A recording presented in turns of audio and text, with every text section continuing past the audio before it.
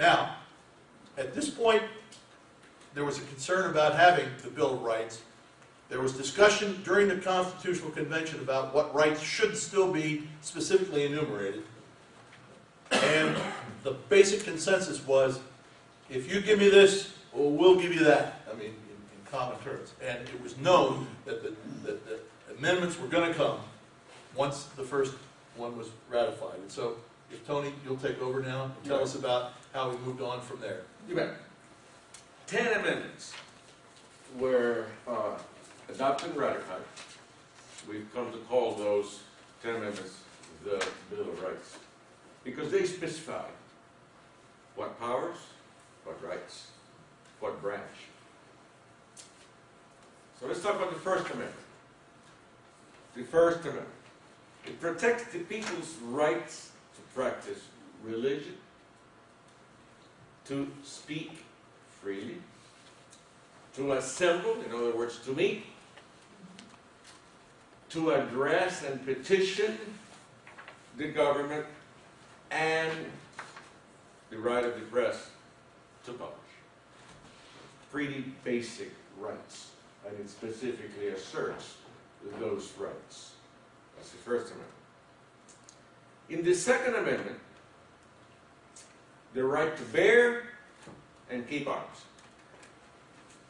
Now, all of these amendments, essentially the entire Bill of Rights, is another way of asserting rights and powers, and many of them come from those impositions that used to come from the Crown, that used to come from Great Britain, and that now this new republic is trying to assert and define specifically. What differently are we doing here? So the first and the second, the right to bear arms.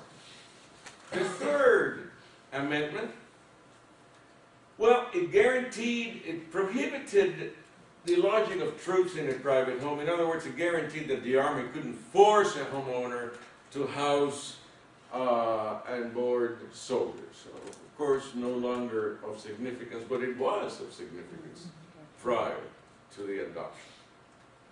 The Fourth Amendment protected the people from the government improperly taking property or papers or people without a valid warrant based on probable cause and good reason.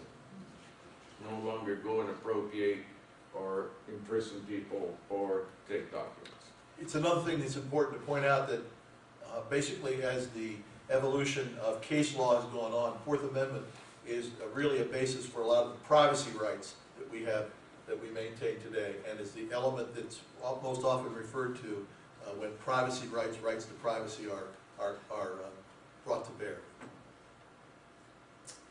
The Fifth Amendment, did I go through? No, the fourth. Fifth is next. The fourth, I'm sorry. Yeah.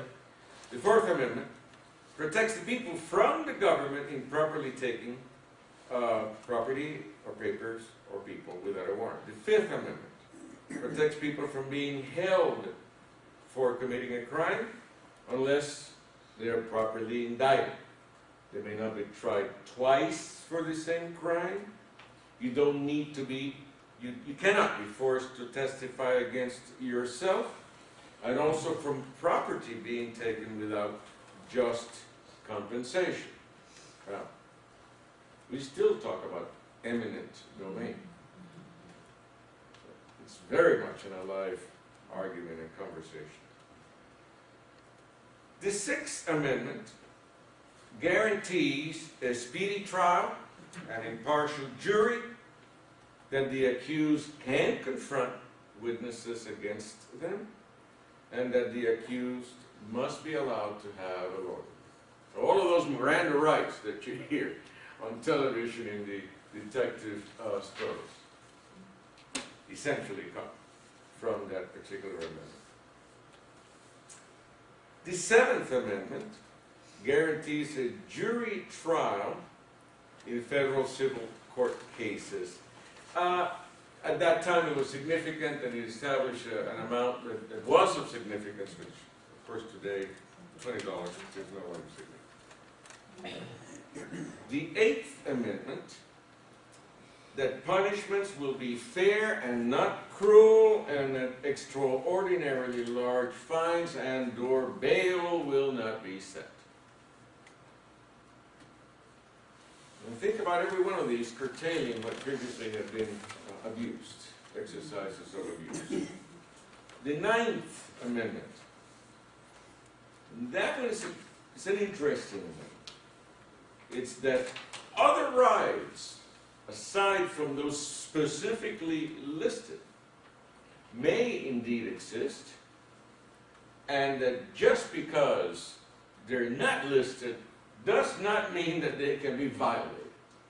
So, even if we didn't address them specifically here, those are rights, and they may not be violated. Those are considered the most fundamental ones, and if you feel that the Constitution hasn't told you via the Declaration of Independence reference that you are entitled to life, liberty, and the pursuit of happiness, this basically says you are.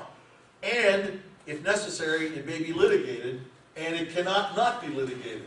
I mean, those are some interpretations that have come down over time, but this was a reaffirmation. And in the 10th Amendment, that the states that any power not specifically granted to the federal government actually belongs to either the states or the people. So really, the powers of the federal government, the powers of the executive, etc., are specifically granted, and those not granted belong to the states or the people. There's an argument, for example, that says that the 10th Amendment is a part of what keeps the Obamacare from going forward. There's an argument that says that the states, perhaps, may be able to tell you that you have to have an insurance policy for your health, but that the federal government cannot. Now, we're going to have to see that litigated before it's sorted out. But these are the way the amendments have been interpreted over time and bear on how we live today. Absolutely. So, the Bill of Rights, it was designed to limit the federal government, but not the states, specifically. There were 12 amendments of the 17 proposed that were sent to the states. The first 2 were not ratified. It's funny that one of those 2 subsequently became the 27th Amendment. That limits the compensation to Congress at any given point in time. It was But one at of that the very time- first ones that was proposed, didn't bother with it then. 200 years later, we have it. At that time, it was not ratified. And by December the 15th of 1789, 3/4 of the states had ratified the 10 that are known as the Bill of Rights. And I'm just going to bring something in. We are in Georgia.